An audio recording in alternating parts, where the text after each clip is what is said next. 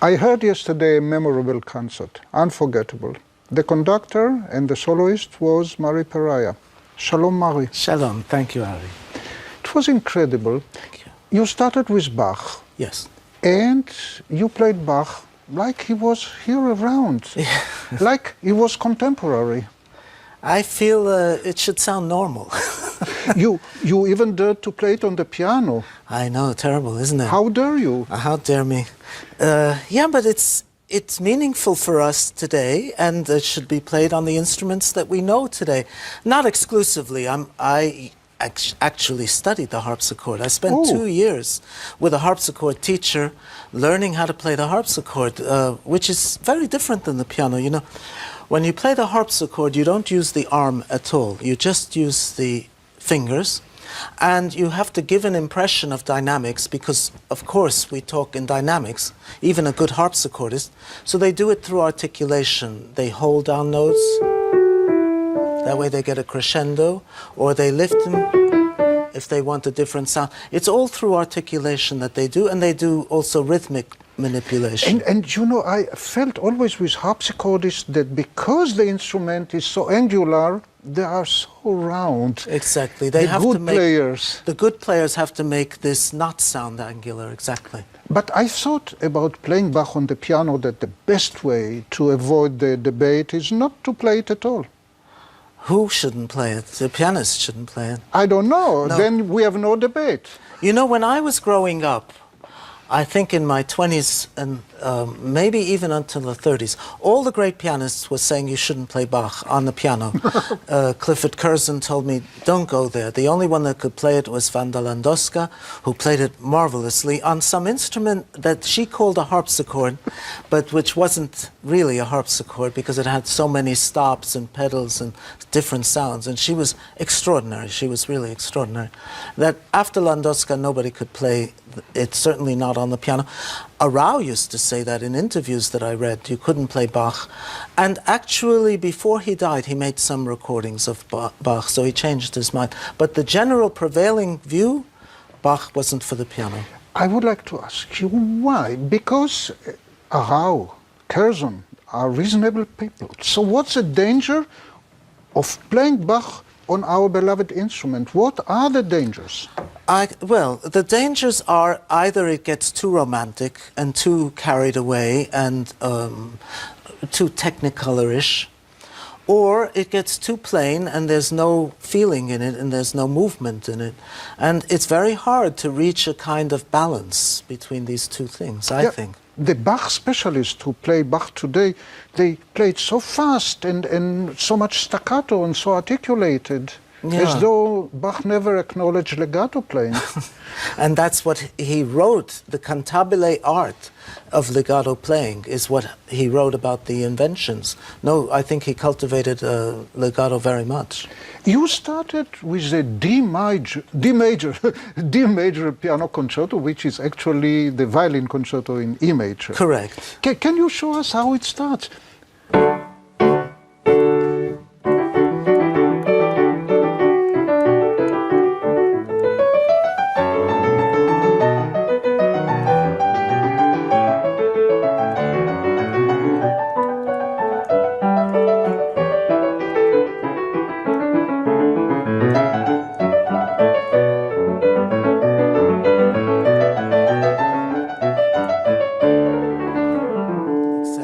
It's amazing. All the violinists played with long bows, schlepping. No, you know, but he writes quarter notes when he writes it for the violin, and in the piano version, he writes eighth notes with rests. But I think he means the same. It's a very festive beginning. Yeah. I'd like to ask you a question. Yeah. When Bach writes Erbarme dich, or very sad music like the E-flat minor prelude, and so on, so we know where we are. But when it is just this kind of music, how do we know? Well, I think very often with Bach, you have to think in terms of God. He's celebrating God and celebrating life, and that's a celebration.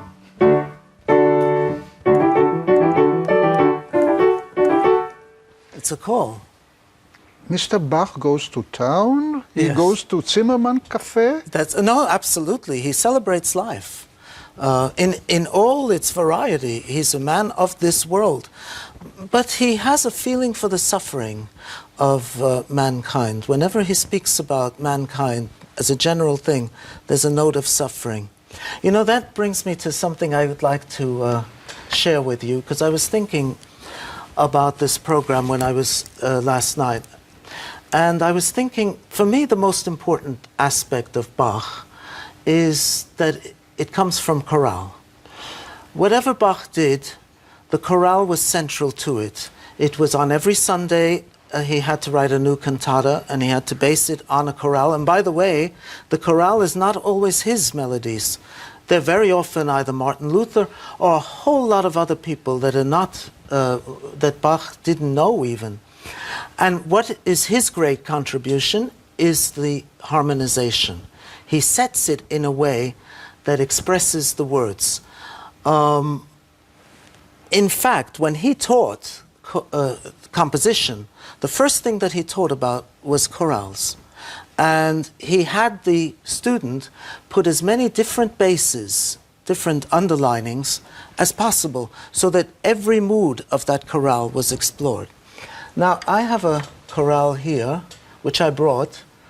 It's called Ach wie pflichtig, ach wie nichtig. I like it a lot. It's E major? A minor. A minor. A minor. Yeah. How brief, how fleeting is der Menschenleben. And he sets it.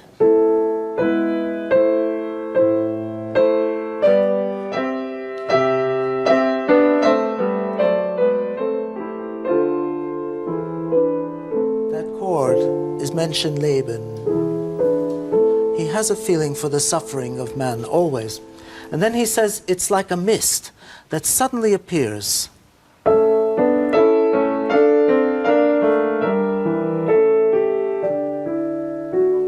But this mist also disappears suddenly.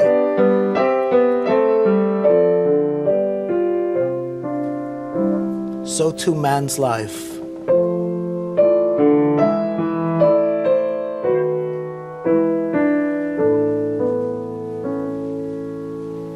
That beautiful 4/3 cadence at the end demonstrates the fleetingness of this life, the tragedy of that fleetingness.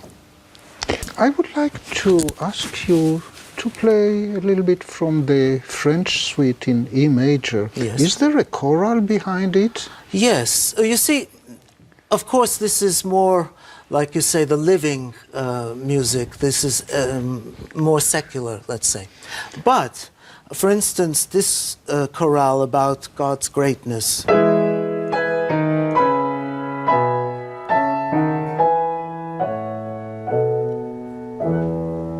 Can underpin.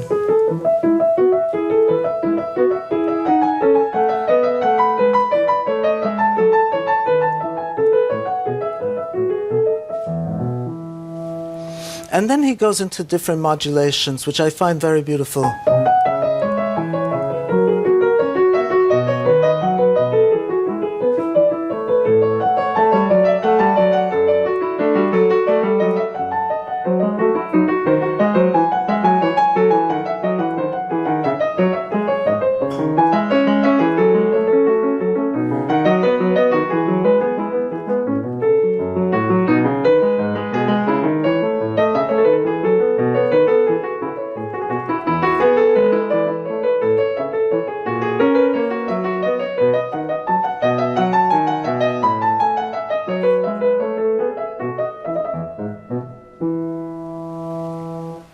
So even behind this kind of innocent beauty, Yes. there is the chorale. There is, and I feel that very strongly, there is a background behind everything that's on the surface, that's in the foreground.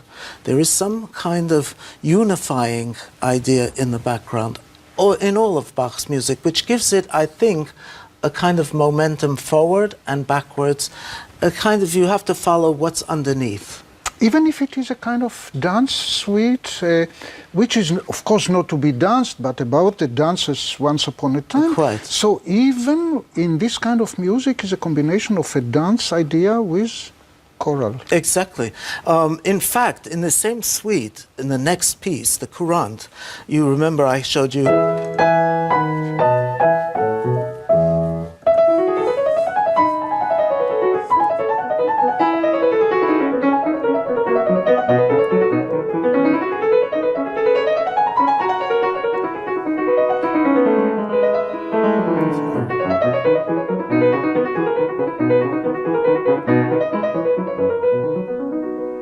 There are all these melodies behind the main melody. And if it's not taken into account, it gets like this.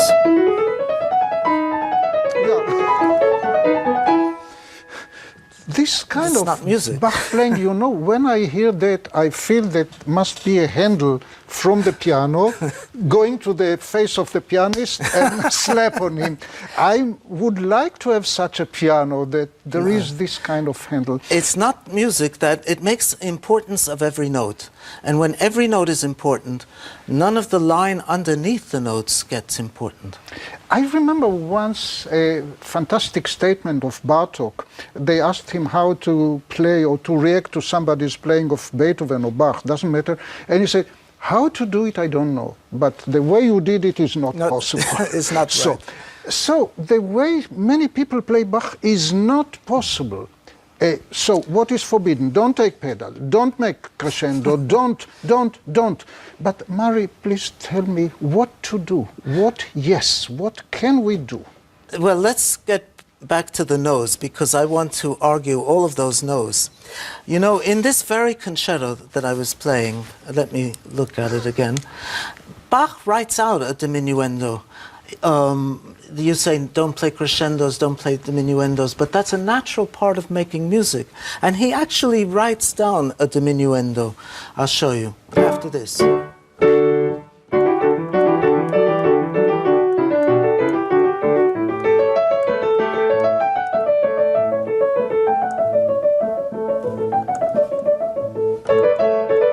That's written piano, pianissimo, yet more pianissimo. That's meant as a diminuendo. Why is that diminuendo there? Because it's outlining one chord. That chord has to resolve. And Bach is telling you, I don't know where it's going to resolve. Where's it going to go? This hasn't resolved. It goes there. It gives you the reason for the rest of the music. And that diminuendo is a very important doubt in the music. And there are many crescendos that are almost written out. He doesn't write the word crescendo, but it's implied. You said you would like to argue also with pedals. I could argue with pedals. There's this kind of feeling that Bach should be dry, which I'm very much against, because you just go to a church and listen to an organ and tell me if that's dry. The amount of reverberation, the amount of overhang. And in fact, I got this from playing the harpsichord. If you do a skip, it'll sound like a hiccup, but not on the harpsichord because it has an overhang. But the best... And there's another reason for pedal, and this is more subtle. Rather than the chord standing there, this, just a little bit of pedal gives it motion.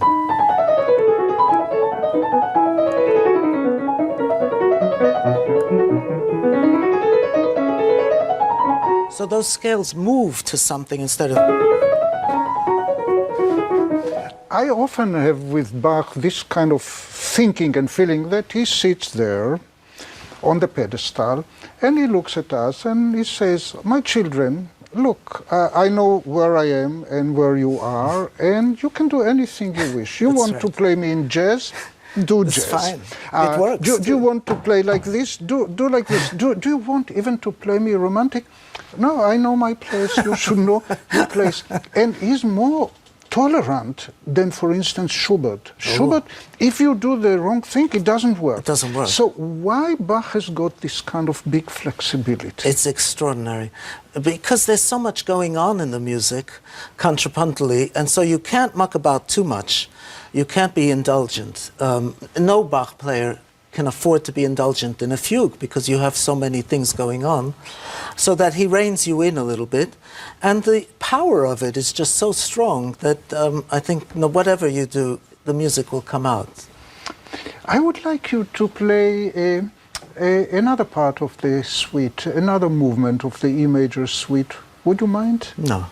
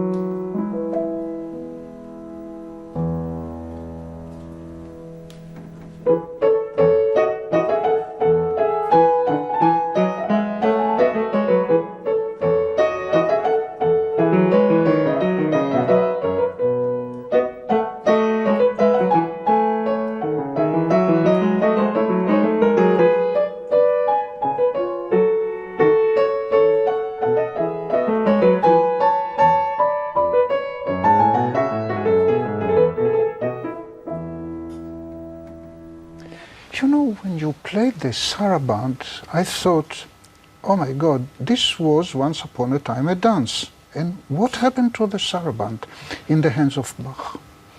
I don't know, it got, in a way, richer. There is an element of a dance, but it's very personal. It's strange to say that about Bach, who's so universal, but there's such a feeling of thankfulness.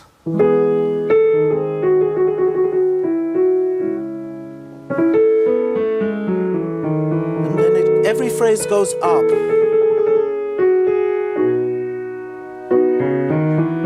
Up. And up.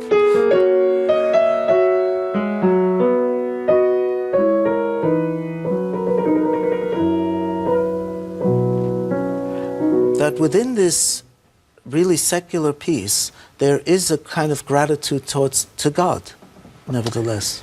How come this saraband, once upon a time a dance, became a container for so many emotions? If it is in minor, it's like crying and praying. But even when it is in E major, it's deep. It's so spiritual. It's spiritual. It's even more Schubertian spirituality in major, Yes. the super major. Yes. There is, I think the dance itself got slower, more stylized, and there it became room for personal feeling. So in the old suite, there is one part, the saraband, which is... Exactly, exactly. Very often elaborated with ornaments the second time. When I remember doing the English suites, these sarabands had very ornamental second sections, with almost like Chopin. And how to make the ornamentation without making it fancy. Right. I think that when one plays Bach, no matter what one's religious feelings are, in Bach you become religious. There's no way around it. You can't be an atheist, and you have to accept what religion can give to man. Yeah, and we can see him walking between the two churches he served. Yes. Just every Sunday. And he was a very believing man. And all these books now written about atheism, they're all very interesting and have a lot of logic in them, but they're of no use to a musician who wants to get deeper into music. You have to know what were the motivating ideas, what was Bach attached to, what were his important ideals, and I think it's through man's relation to God. In Ship May Safely Graze, there is a very common story, and yet so much spirituality again. Exactly. I want to also stress, you know, we were talking about how chorales shape music. This is obviously a choral prelude, even though it's secular.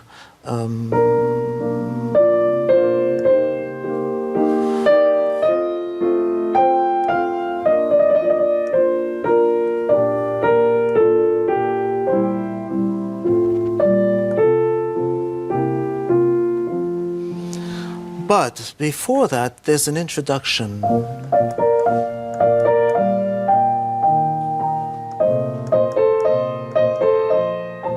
And he writes piano, pianissimo, piano, pianissimo. And this little orchestral introduction, which is what it is, played by two flutes in the cantata, this will come back in certain moments of tension, of chromatic tension and minor, let's say.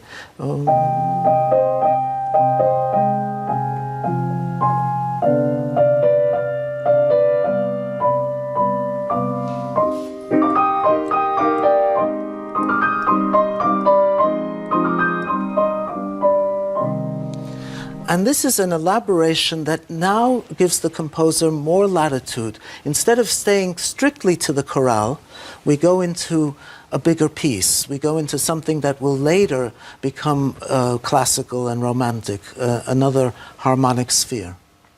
So why don't we start with the introduction and go throughout? Okay.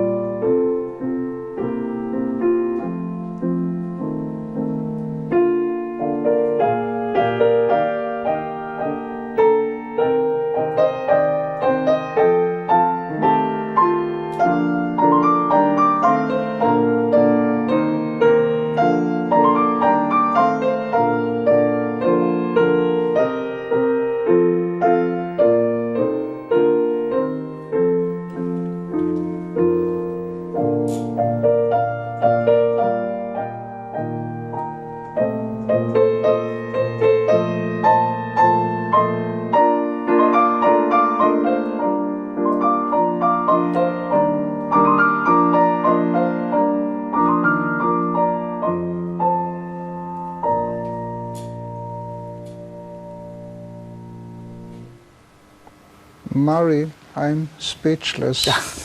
And when you played it, or later I thought, oh, he composed it for the Prince of Weissenfels, who later put him in prison. This was only, yeah, this is a phenomenal story. Bach is the only one great composer who was in prison. I didn't know that. Yeah, for 1 month. 1 month? Yeah, and that's why? A crime. That's... He wanted to be free. He wanted to quit. He wanted to leave Weissenfels. And the prince said, don't you dare, I must give you permission. And then, no permission, go to jail. I didn't know that. He was in jail. And he wrote it for that prince. My God. It's a gorgeous piece. And you played it. And you played it. Thank you. I'm sure you know that Perach, your name, Perahia, means flower in Hebrew. And I thought of many pianists playing Bach like dried vegetable or like frozen vegetable from the past, like they lock all the doors to the past. Yes. And when you play it, I feel that the flowers are fresh. That's very sweet, thank you. But I feel that with all music, you have to make it fresh. You have to make it from you. Whatever is possible of your emotions have to go into that. Not to see your emotions, but to see Bach's emotions and to see Mozart's emotions. And that. You're a vehicle for something greater, but you have to use yourself. You have to express yourself with dynamics, with feelings, with everything you have.